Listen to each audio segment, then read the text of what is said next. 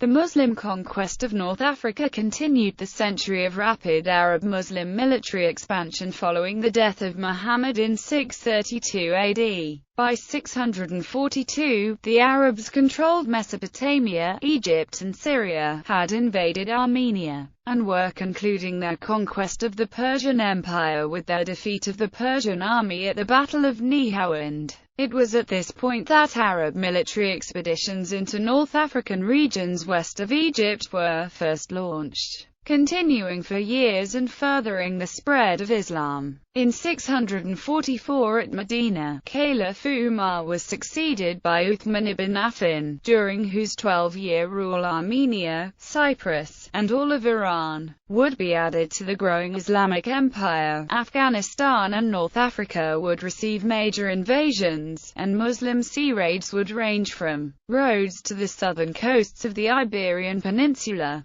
The Byzantine navy would be defeated in the eastern Mediterranean. First invasion. The first invasion of North Africa, ordered by Caliph Umar, commenced in 647. 20,000 Arabs marched from Medina in Arabia, another 20,000 joined them in Memphis, Egypt, and Abdullah ibn al-Saad led them into the Byzantine Exarchate of Africa. The army took Tripolitania. Count Gregory, the local Byzantine governor, had declared his independence from the Byzantine Empire in North Africa. He gathered his allies, confronted the Islamic invasion force and suffered defeat at the Battle of Tula, a city 150 miles south of Carthage. With the death of Gregory, his successor, probably Gennadius, secured the Arab withdrawal in exchange for tribute.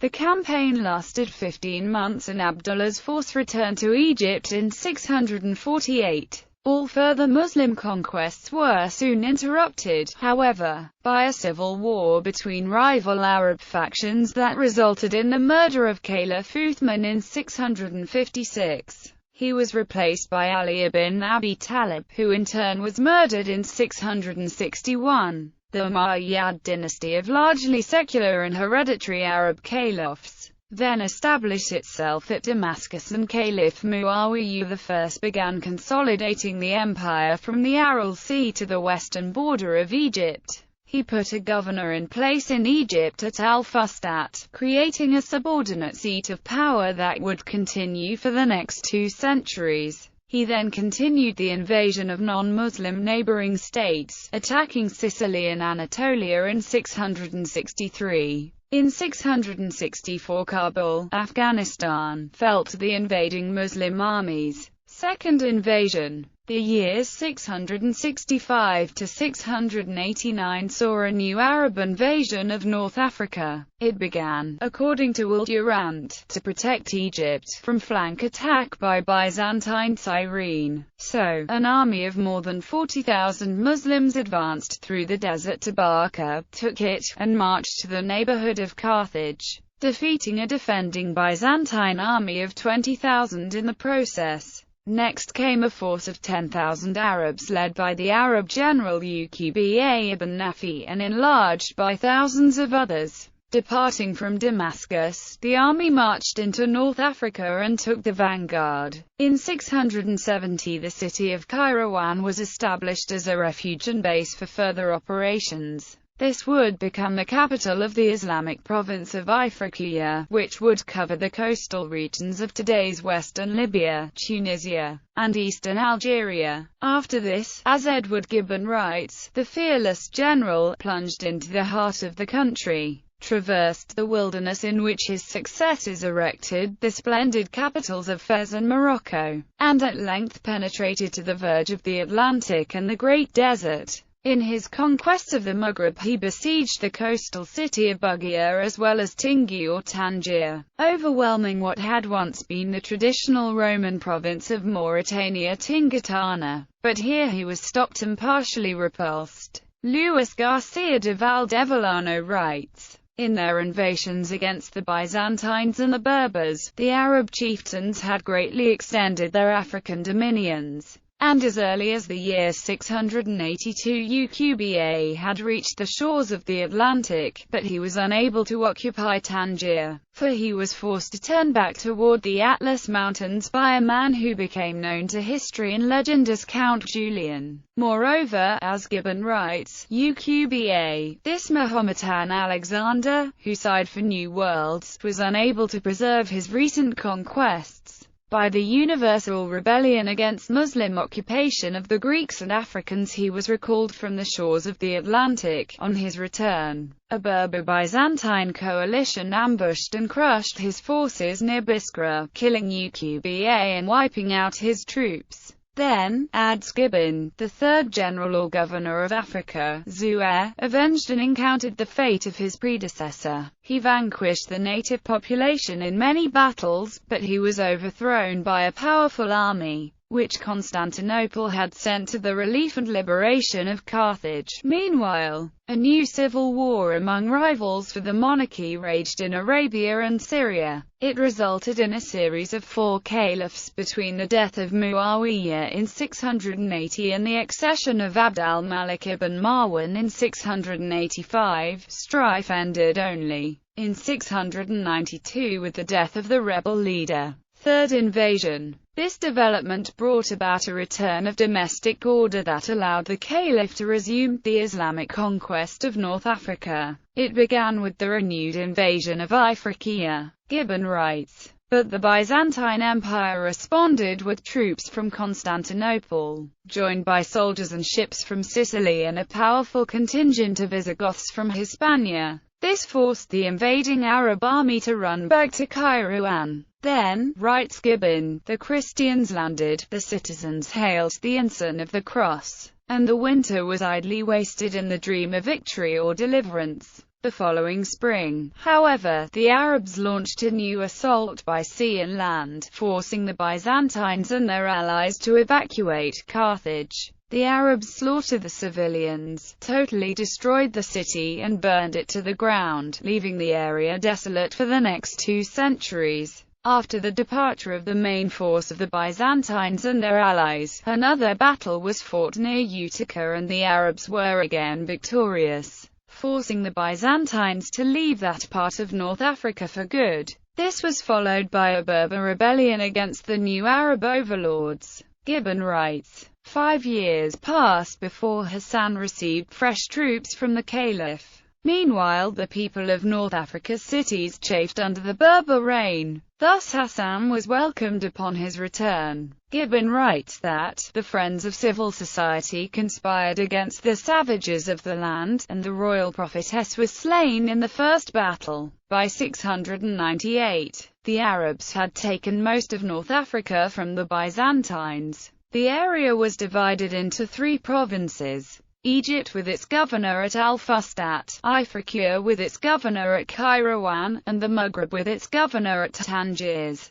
Musa bin Nasser, a successful Yemeni general in the campaign, was made governor of Ifriqiya and given the responsibility of putting down a renewed Berber rebellion and converting the population to Islam. Musa and his 2 sons prevailed over the rebels, slaughtered the civilians and enslaved 300,000 captives. The caliph's portion was 60,000 of the captives. These the caliph sold into slavery, the proceeds from their sale going into the public treasury. Another 30,000 captives were pressed into military service. Musa also had to deal with the Byzantine navy that still fought on against the Muslim invasions. So he built a navy of his own which went on to conquer the Christian islands of Ibiza, Majorca, and Minorca. Advancing into the Maghreb, his forces took Algiers in 700. Completion of the conquest. By 709, all of North Africa was under the control of the Arab Caliphate. The only possible exception was Ceuta at the African Pillar of Hercules.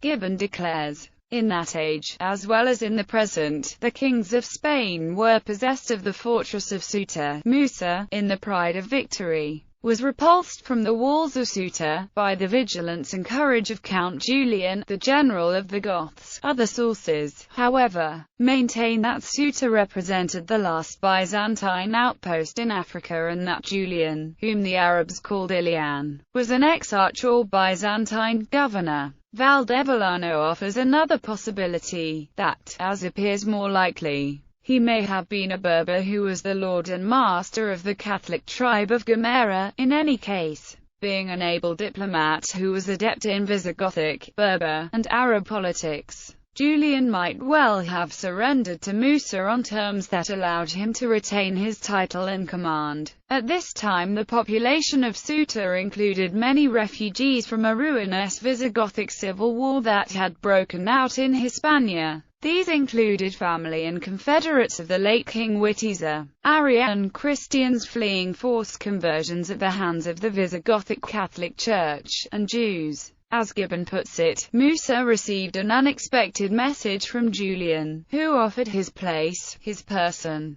and his sword, to the Muslim leader in exchange for help in the civil war. Though Julian's estates were ample, his followers bold and numerous, he had little to hope and much to fear from the new reign, and he was too feeble to challenge Roderick directly. So he sought Musa's aid. For Musa, Julian, by his Andalusian and Mauritanian commands, held in his hands the keys of the Spanish monarchy, and so Musa ordered some initial raids on the southern coast of the Iberian Peninsula in 710. In the spring of that same year, Tariq ibn Ziyad, a Berber, a freed slave, and a Muslim general, took Tangier. Musa thereupon made him governor there, backed by an army of 6,700. The next year, 711, Musa directed Tariq to invade Hispania for Islam. Disembarking from Ceuta aboard ships provided by Julian, Tariq plunged into the Iberian Peninsula, defeated Roderick, and went on to besiege the Visigothic capital of Toledo. He and his allies also took Córdoba, Ecija, Granada, Malaga, Seville, and other cities.